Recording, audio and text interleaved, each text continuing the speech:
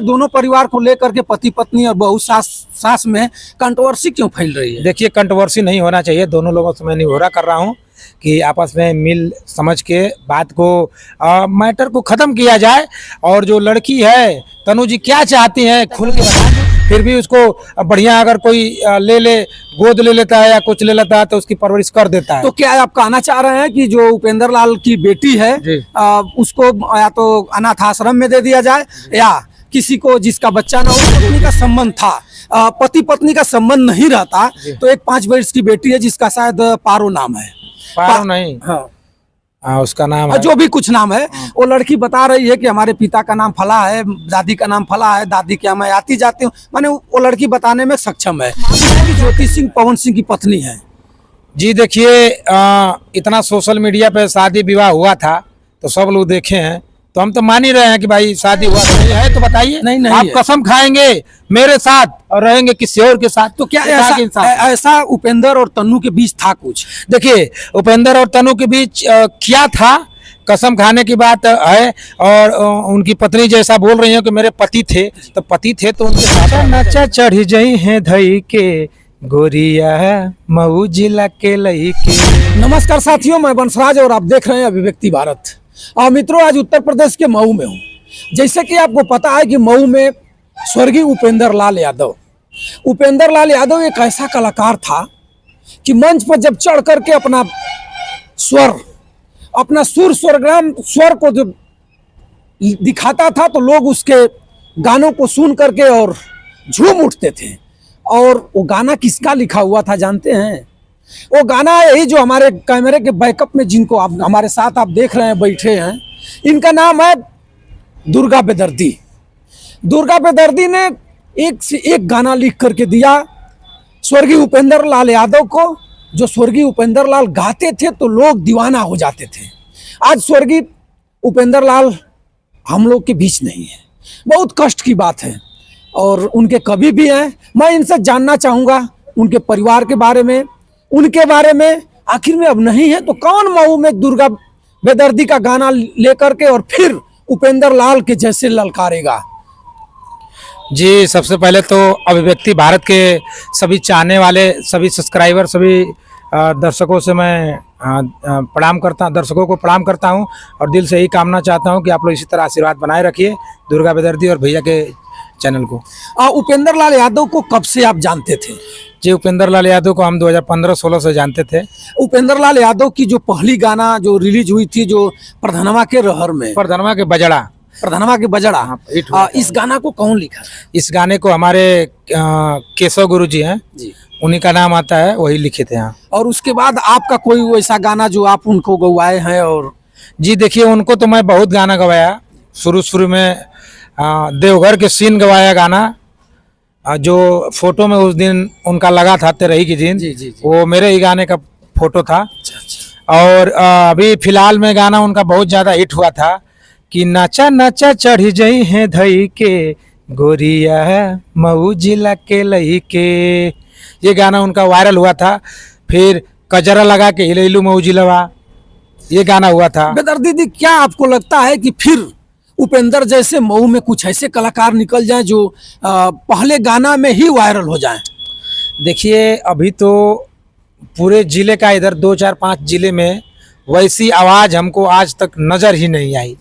इतने बड़े स्टार हैं लोग, बड़े हैं लोग, जैसे खेसारी लाल यादव, पवन सिंह, बहुत लोग हैं लोग।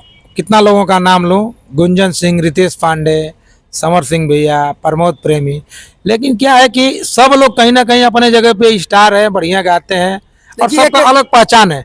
लेकिन जो इनका टोन था, इनका वॉइस था, क्या गजब का माँ सरस्वती ने इनको वॉइस दिया था कि एक बार किसी अगर हमारे शब्द को गुनगुना भी देते थे ना तो एकदम दिल पे लग जाता था। क्या गजब का वॉइस था। भगवान इनको इतना जल्दी क्यों बुला लिए? शायद अच्छे लोगों का उनके पास भी कमी होगी, इसीलिए बुला लिए होंगे। हम लोगों को अकेला छोड़कर चले गए। अब तो मुझे गाना लिखने का भी नहीं मन करता है कि किसके लिए लिखूं। बहुत सिंगर हैं लोग, कॉल कर रहे हैं लोग, कह रहा हूं बाबू अभी मेरा मन नहीं है। श्रद्धांजलि गीत भी बहुत लोग बोले, लेकिन मेरे लिखने का मतलब मन ही नहीं हो रहा है। लेकिन क्या करें, अब भैया नहीं है, उनकी कमी को हमारी ज़िंदगी में कोई नहीं पूरा कर सकता।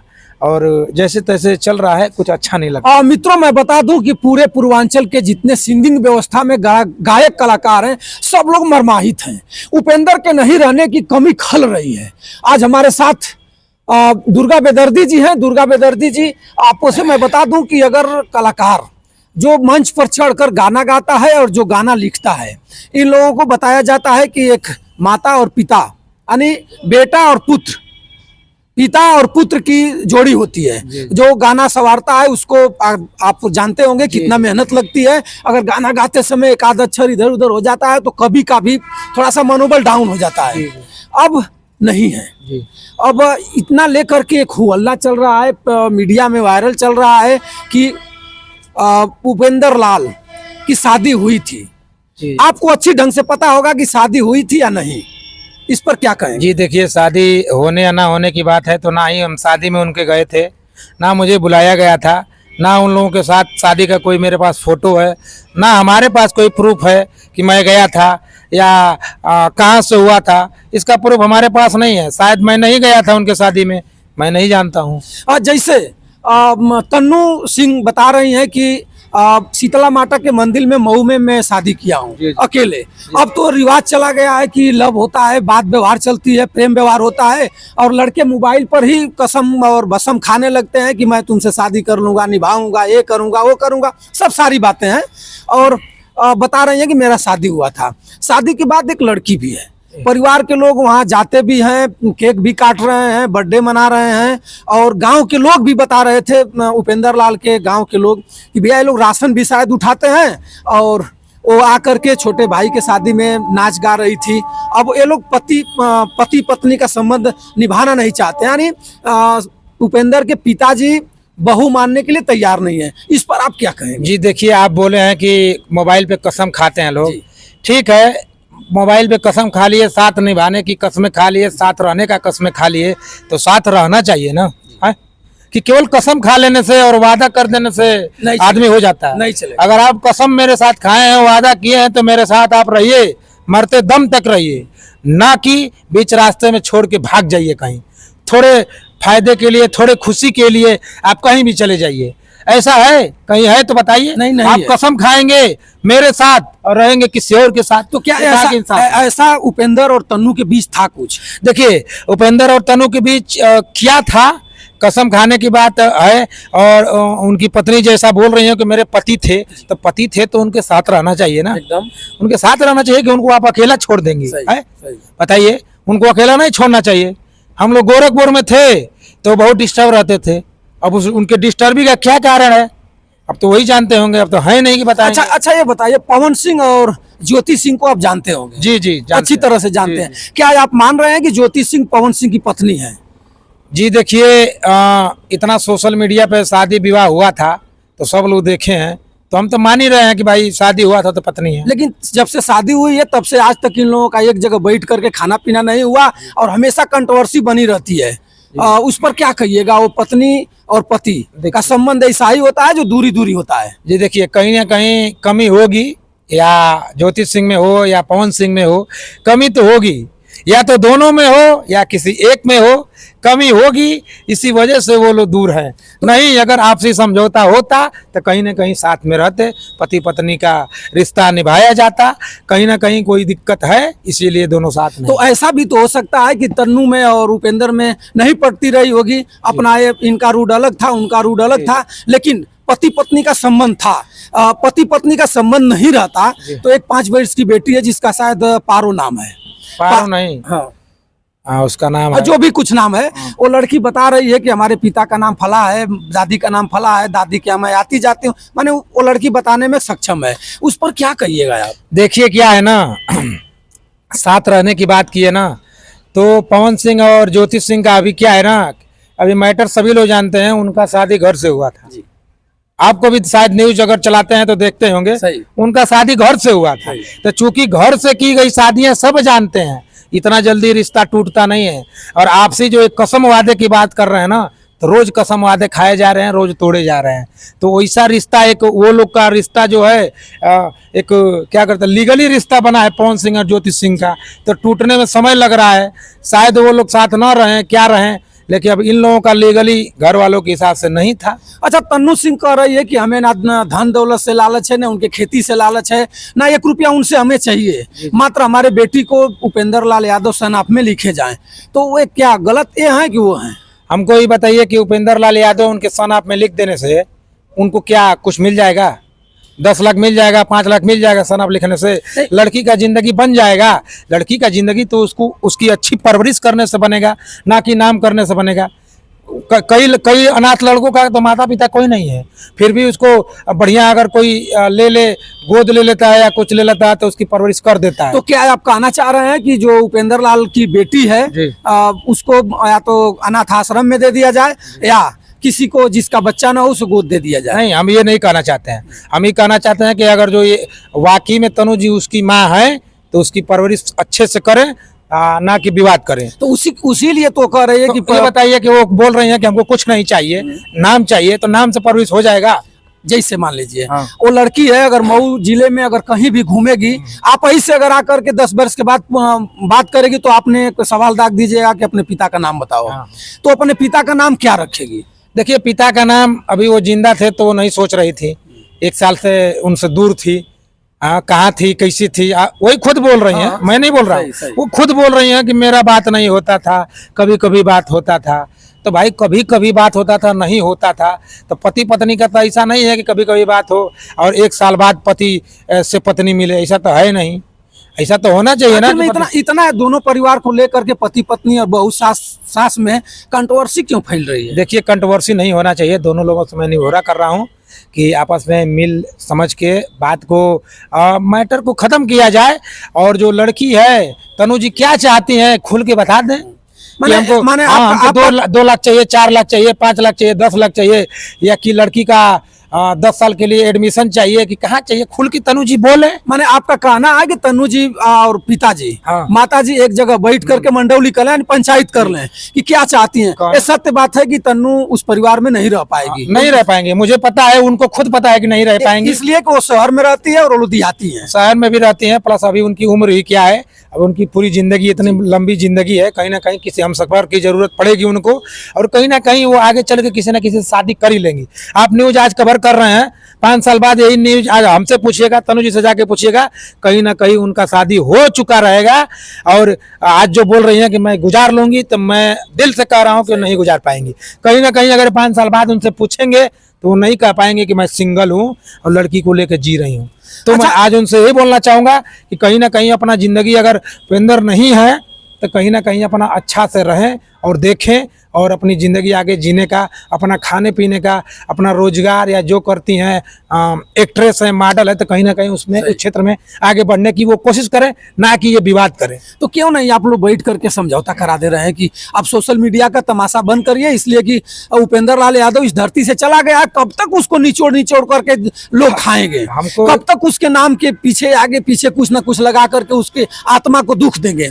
इसको कम से कम उनके माता पिता से भी कहिए और तन्नू से भी कहिए, आप लोग एक साथ रहे हुए हैं, बैठा करके समझा दीजिए कि जो भी कुछ करना है अपने बैठ करके आप लोग समझौता कर लीजिए। देखिए, हम समझाने की कोशिश करेंगे, बात करेंगे तनु जी से भी और उनके पिताजी से भी, लेकिन कोई मानने को तैयार हो तब ना। अगर तनु जी ये बोल रही हैं कि नहीं पहले मुझे कुछ नहीं चाहिए था, अब चाहिए, सब कुछ चाहिए, तो क्या मतलब? ठीक है बेदर्दी जी, ठीक है, आप प्रयास तो करिए कम से कम कि बैठाकर बात हो जाए। अगर नहीं मानेंगे लोग तो आप ना उनको अपना बेटी बनाएंगे ना अपना पत्नी बनाएंगे, अपने भैया लड़ो, यही हो सकता है। करेंगे मानवता सुनिए, मानवता के हिसाब से आप बैठा करके समझा दीजिए। नहीं समझ रहे हैं लोग, जाइए भैया भाड़ में। देखिए क्या है कि उनके पिताजी से भी बात हम करेंगे और इनसे भी बात करेंगे कि विवाद ना किया जाए, कोर्ट कचहरी कोर्ट न जाया जाए, पुलिस प्रशासन के पास तनु जी न जाएं। और उनके पिताजी की हालत आप देख रहे हैं, कितना गरीब परिवार है, कितना मर्म परिवार है। कहीं ना कहीं लड़का गया है, 2 लड़के गए हैं भैया, जिसके घर के 2 जवान सदस्य, 3 में से 2 चले गए हैं। जवान सदस्य चल जाए, उस बाप पे क्या बीतेगी? हमको तो ये डर लग रहा है कि कहीं उनको कुछ ना हो जाए। ये बताइए, जिस दिन 13वीं थी 19 तारीख को, 19 की थी ना, 20 तारीख को 13वीं थी। 13वीं में अचानक वहाँ तन्नू पहुँचती है और पुलिस भी आ जाती है। उस मौका पर थे आप, वहाँ फिर क्या हुआ? उस मौका पे क्या हुआ कि दोनों तनु जी में और परिवार में भाई उन लोगों का ये कहना था कि इतने दिन कहाँ थी, मेरा बेटा चला गया तो अब तुम आ रही हो, इतने दिन कहाँ थी? देखिए तन्नू बता रही है कि मैं हॉस्पिटल में भी गया था, कुछ पैसा ऑनलाइन भी दिया था, और मैं जब भी जाने की तैयारी करते थे तो ये लोग बताते थे कि आएगी तो मारेंगे पीटेंगे। यहाँ कहाँ तक सही है? जी आप मैं तो अच्छी नहीं तरह जी मैं नहीं देखा था कि तनु जी हॉस्पिटल में कब गई थी, किसके रहने पे गई थी, मैं नहीं देखा था। जो देखा होगा वही बता पाएगा। मैं तो नहीं जानता हूँ। एक इनका रील देखा था जो लड़की के साथ बनारस में बनाई थी, वही एक रील मैं देखा हूँ। बाकी मैं अपने मन से नहीं देखा हूँ कि तनु जी हॉस्पिटल में गई कि नहीं गई, पैसा दी कि नहीं दी। ये तो अब तनु जी ही जानती होंगी, उनकी आत्मा जानती होंगी। लेकिन मैं तनु जी से भी निहोरा करना चाहूँगा कि उपेंद्र भैया आप इस दुनिया में नहीं है। उनकी आत्मा को अगर वाकई आप प्यार करती होंगी, उनकी पत्नी रही होंगी, पत्नी बताती हैं, तो आप उनकी आत्मा को इतना कष्ट मत दीजिए। ताकि वो जीवित रहते तो आप इतना शायद नहीं बोल पाती और ना ही वो सुन पाते। तो उनकी आत्मा को आप इतना कष्ट मत दीजिए। हम आपसे ही निहोरा कर रहे हैं कि कहीं ना कहीं उनकी आत्मा को दुख रहा होगा। और ये सब मार्केट में बहुत अफवाह उड़ रही है, खराब ये सब चल रहा है, तो ये नहीं चलना चाहिए। आपसे ये निहोरा करना चाहूँगा कि मामला को समझ बूझ के कीजिए। कोर्ट कचहरी जाएंगी, कुछ नहीं होगा। तो मित्रों हमारे साथ दुर्गा बेदर्दी जी थे। दुर्गा बेदर्दी जी जो भी कुछ मामला था, जो भी इनके संज्ञान में था, उनको इस चैनल के माध्यम से आप लोगों के सामने रखने का प्रयास इन्होंने किया। और मैं फिर अपने चैनल के माध्यम से एक बार उनके माता पिता और तन्नो सबसे मैं कहूँगा कि आप लोग एक मुट्ठी में होकर के, एक बैठ करके आप लोग समझ बूझ लीजिए। कंट्रोवर्सी फैलाने से कोई लाभ नहीं होगा। अब हम लोग के बीच उपेंद्र लाल नहीं है।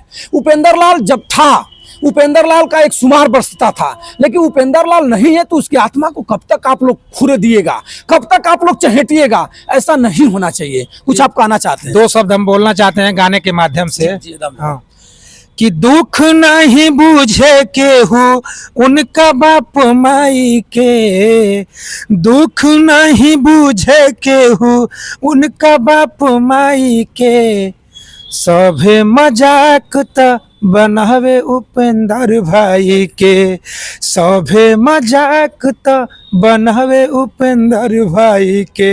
ऐसा प्लीज आप लोग मत कीजिए। गाने के माध्यम से मैं कहना चाहता हूँ, मजाक मत बनाइए, सपोर्ट कीजिए। मरने के बाद भी उनके घर जाइए, जो भी आपसे सफर रहा है सपोर्ट कीजिए और परिवार की मदद कीजिए। और तनु जी और परिवार वालों को मैं यही कहना चाहूँगा, आपस में मत लड़िए।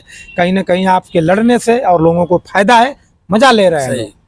तो मित्रों बेदर्दी जी देखिए मर्माहित हैं और गाना गाते समय इनके आंख में आंसू आ गया। मैं आपसे कहना चाहूँगा कि दोनों परिवार एक जगह बैठ ले, एक सिंगिंग परिवार है। लोग खिलखेड़िया उड़ा रहे हैं, बगल अगल के लोग जो दयाद हैं, दुश्मन हैं, मजा ले रहे हैं। कुछ लोग उनको चढ़ा रहे हैं, कुछ लोग इनको चढ़ाने। कुछ मिलेगा नहीं। मिलेगा क्या?